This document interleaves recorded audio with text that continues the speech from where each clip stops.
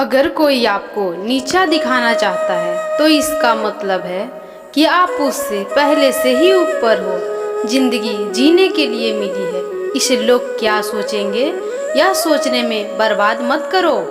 किसी के बुरे वक्त में उसका हाथ पकड़ो, सहारा दो, उसे हिम्मत दो, क्योंकि बुरा वक्त तो थोड़े समय में चला जाएगा, लेकिन वह आपको दुआ जिंदगी भर देता रहेगा। किसी भी व्यक्ति की बात बुरी लगे तो उसे दो तरह से सोचो। यदि व्यक्ति महत्वपूर्ण है तो बात भूल जाओ, और बात महत्वपूर्ण है तो व्यक्ति को ही भूल जाओ। जीवन में समय चाहे जैसा भी हो, परिवार के साथ रहो। सुख हो तो बढ़ जाता है और दुख हो तो बढ़ जाता है। जीतने का मजा तभी आएगा जब लोग आपके हार का इंतजार करेंगे। कोई और तुम्हारी मदद नहीं कर सकता, अपनी मदद स्वयं करो। आप ही खुद के सबसे अच्छे मित्र हैं और सबसे बड़े दुश्मन। आप किस समय सही थे इसे कोई याद नहीं रखता, लेकिन आप किस समय गलत थे इसे सब याद रखते हैं। अपनी पीड़ा के लिए संसार को दोष मत दो, अपने मन को समझाओ। तुम्हारे मन का परिवर्तन ही तुम्हारे दुखों का अंत है। आपके पास जितना भी है उसके लिए दिल से बार बार धन्यवाद कहें, हर वक्त कहें। यकीन मानिए जितना भी है वह बहुत जल्द कई गुना हो जाएगा। संबंध परमात्मा से अच्छे बना लो तो तुम्हें किसी की जरूरत नहीं पड़ेगी, तुम खुद सबकी जरूरत बन जाओगे। सलाह देने तो हजारों आते हैं, लेकिन जब साथ देने की बारी आती है तो केवल भगवान आते हैं। जीतने के बाद तो सारी दुनिया गले लगाती है, क्योंकि जो आज आपके साथ है वो कल आपके खिलाफ हो सकते हैं। बिना मतलब के कोई आपकी इज्जत नहीं करेगा, लेकिन खुद को इतना काबिल बनाओ कि लोग बिना मतलब के भी आपका इज्जत करें। भगवान कहते हैं कि सोने से पहले तुम सबको माफ़ कर दिया करो, और तुम्हें जागने से पहले मैं तुम्हें माफ़ कर दूंगा। भगवान ऑक्सीजन की तरह है, जिन्हें आप देख नहीं सकते, लेकिन उनके बिना आप रह भी नहीं सकते। रिश्तों का संबंध सिर्फ रक्त से नहीं होता, जो मुसीबत में हाथ थाम ले उससे बड़ा कोई रिश्ता नहीं होता। भगवान कहते हैं तुम सब कुछ मुझे सौंप दो, सारा दर्द परेशानी, और बिल्कुल हल्के होकर मुझे याद करो। धीरे धीरे तुम्हारा जीवन बदल जाएगा। हर रोज रात को सोने से पहले भगवान को अपनी पूरी दिनचर्या बताकर सोएं। अगर आपके द्वारा किसी का दिल दुखा है तो मन ही मन उससे माफ़ी मांगे। अगर आपका किसी ने दिल दुखाया है तो उसे माफ़ करके सारी चिंताएं भगवान को सौंपकर सो जाएं। यकीन मानिए इससे आपकी ज़िंदगी खुशनुमा बन जाएगी। क्रोध में बोला हुआ एक शब्द इतना जहरीला हो सकता है कि आपकी हजार प्यारी बातों को एक मिनट में नष्ट कर सकता है। सबको हंसाना, लेकिन किसी पर भी हंसना मत।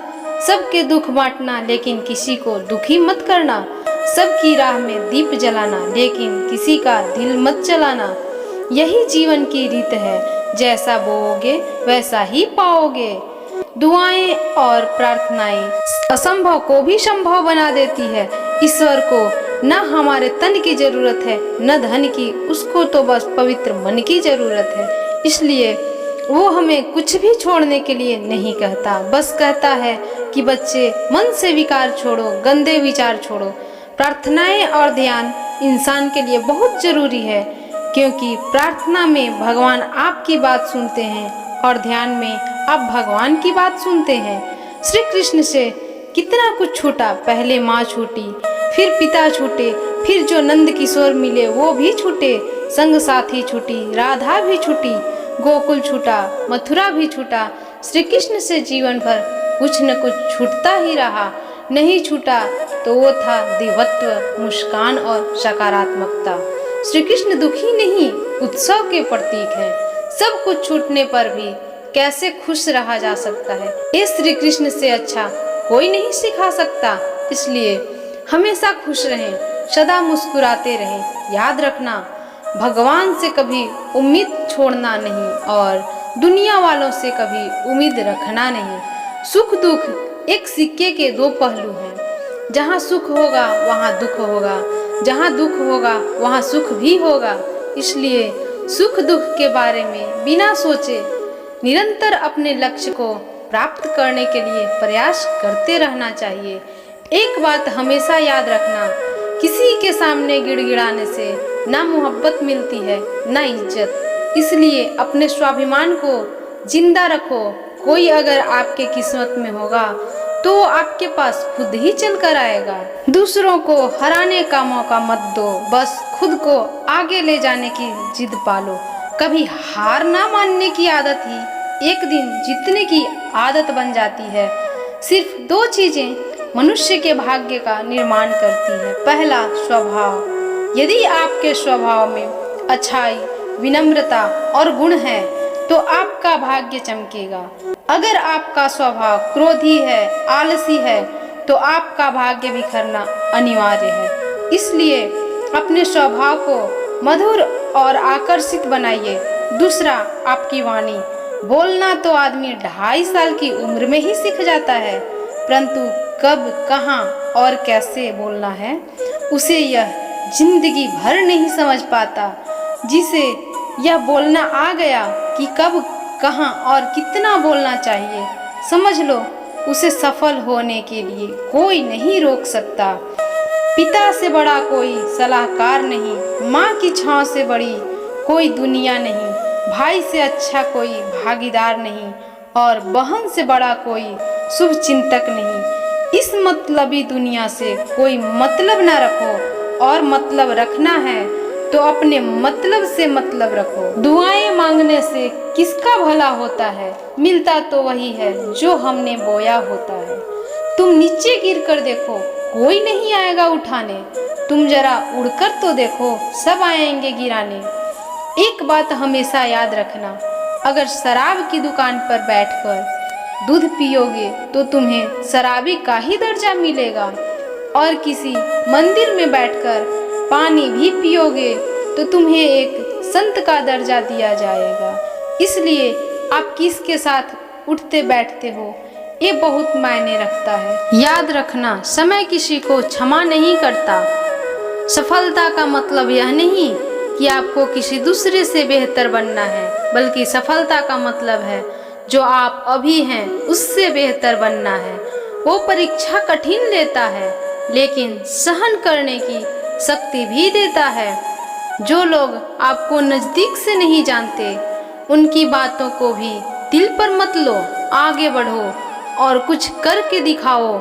जिंदगी में अच्छे लोगों की तलाश मत करो, बल्कि खुद अच्छे बन जाओ। आपसे मिलकर शायद किसी की तलाश पूरी हो जाए। अगर अकेलापन है तो उसे एक वरदान समझो, क्योंकि परमात्मा ने तुझे खुद में बदलाव लाने का थोड़ा अधिक समय दे दिया है।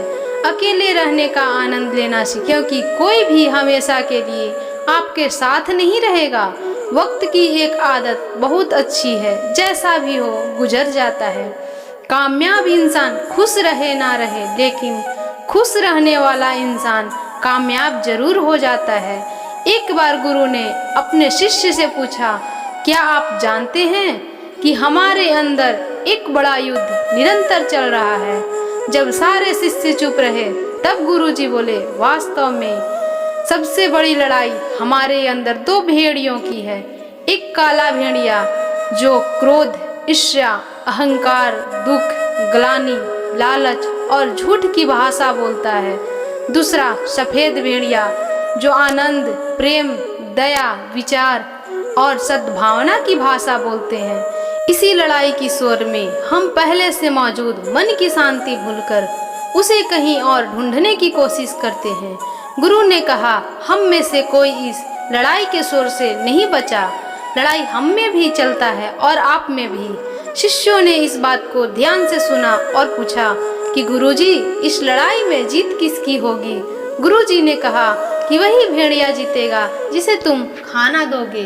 तो दोस्तों, आशा करती हूँ कि आपने इस वीडियो से बहुत सारी सीख ली होंगी। मिलते हैं जल्द ही एक नई ज्ञानवर्धक वीडियो में। धन्यवाद।